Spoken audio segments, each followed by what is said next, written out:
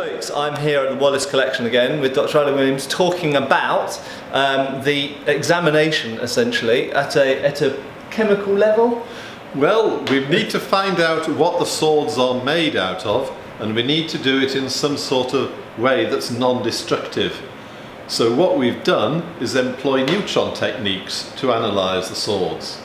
And to do that, we have to take the swords down to Harwell, to Britain's neutron source at ISIS, which is run by the Science and Technology Facilities Council, who very generously allow us to take objects down there and analyse them.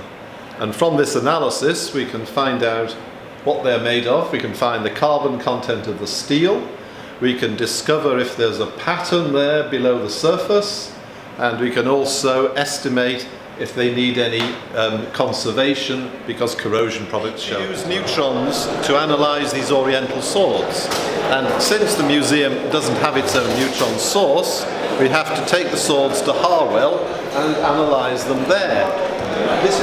This is Britain's neutron source. Hydrogen ions are accelerated here until they're travelling at sometimes something like the speed of light. Then they travel down this channel and strike a tungsten target that generates showers of neutrons. And surrounding the neutron source are all of these experimental stations. Most of them doing industrial research, but there is one that does cultural heritage research, and that's where we get our swords analysed. Right, okay, so essentially you can tell the complete chemical composition of that particular blade.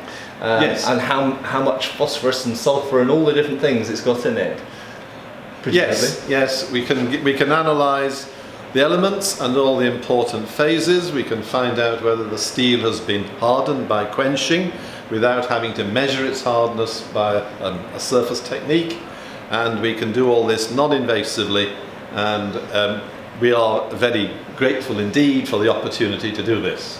And so how many swords are you looking at, and how many have been done? And Well, there are over 200 swords in the Oriental Armoury, and up to now we've analysed about 24 of them. Okay. And found out a great deal of interesting information in the process. Any surprises? Oh, many surprises. We found patterns where we didn't expect to find a pattern, because the outer surface of the sword has been polished, and it hides the pattern underneath, but it's only a surface layer left by polishing in the 19th century.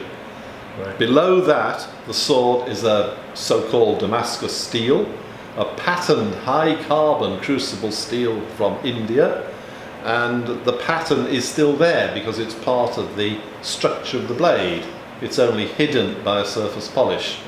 And this pattern is what's commonly called in many books watered steel, things like so. It's crucible. Exactly so. Yeah, crucible steel, is that? That's a very high carbon steel.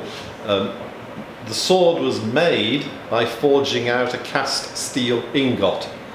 A very small ingot, only about 1 kilogram, but these were made in Iran and Central Asia and the Indian subcontinent.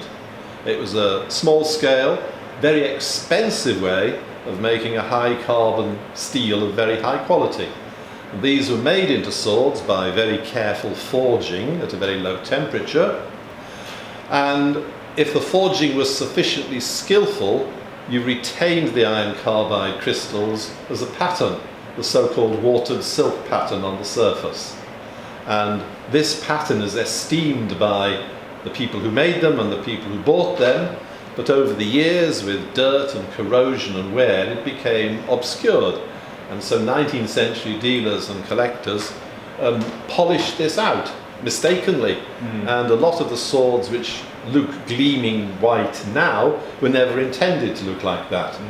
They were intended to show the watered silk pattern, but it's hidden below a surface layer a couple of microns deep.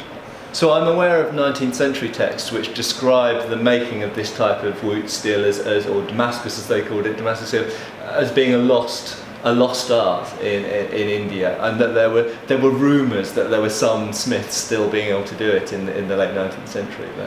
But there were still people making crucible steel in India in the 19th century, but nobody seems to be making this Damascus steel. I think the problem is that it's extremely slow, and people are simply not prepared to spend the amount of time necessary on doing the forging at such a low temperature. It's completely against everything Western technology thinks is important. We've always looked for the most economical way to make steel, the fastest way to make objects, and something which takes 10 times as long to do is just seems quite wrong to the Western mind, and that's why it's fallen out of use.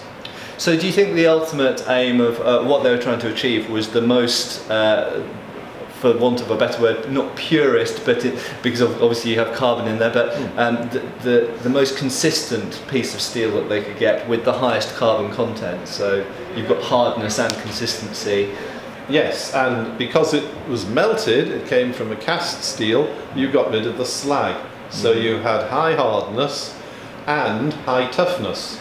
And if you went a different route, like the Japanese, who got enormously high hardness by quenching the blades, but never got rid of the slag. So their swords had sharper edges, but they were less tough. A Japanese blade has a very high carbon edge, doesn't it? A high carbon edge, or you only manage to quench the edge, right. So you have a great hardness.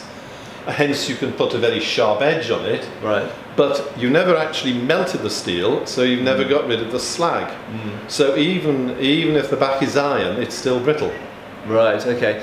But whereas with an Indian or Middle Eastern blade, it's the same piece of steel all the way through, rather than with the Japanese, where they're perhaps using different elements of, different types of steel for different portions of the blade, if I understand correctly. Well, Japanese swords vary a lot. Right. Some have high carbon edges and low carbon backs, and some have a consistent steel, but right. they only quench the edge. I see, okay. So that you have a harder edge and a less hard back.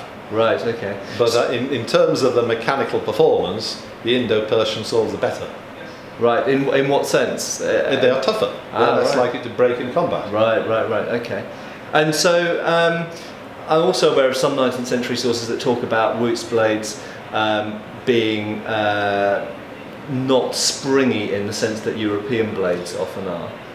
Modern steels, where you know exactly what the carbon content is, it is easier to quench it and temper it to get consistent results. Right. This is really only possible on a consistent basis when you have modern metallurgy and you know the material you've got, and you can measure temperature and time accurately, which you couldn't in the 18th century.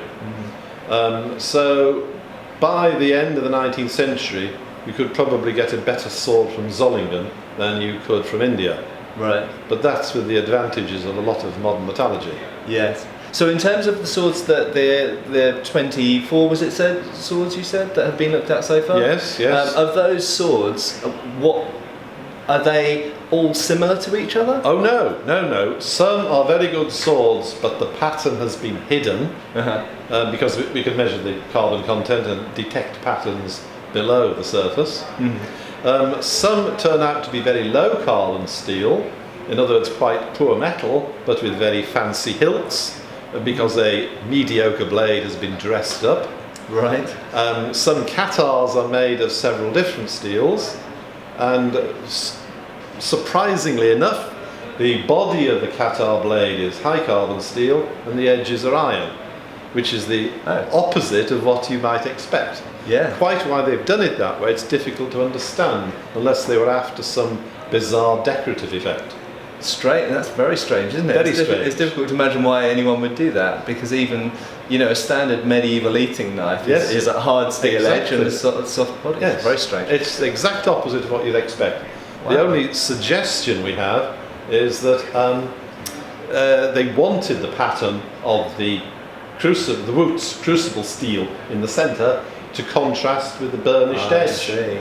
Whereas if they used some iron instead, they saved a bit of money. And there might be a parallel there with the sort of pattern welded late Anglo-Saxon swords, where they have the pattern welding up the centre, but then they have the pattern welding is purely decorative, and it's a sort of bizarre parallel to that. Yes. And okay, so there's various types of construction that are seen so far in these 24 blades. Yeah, yes. That's very interesting stuff. And okay, we'll find out a lot more. yeah, well that's fantastic. Hopefully maybe we can do an update to this when more of the swords have been looked at. Yes. That sounds absolutely fascinating. Yes. Thank you very much. Thank you. My pleasure. Thank you. Thank you for watching. Please subscribe, follow us on Facebook. You can buy t-shirts through Spreadshirt, support us on Patreon, or follow us on Pinterest. Thank you.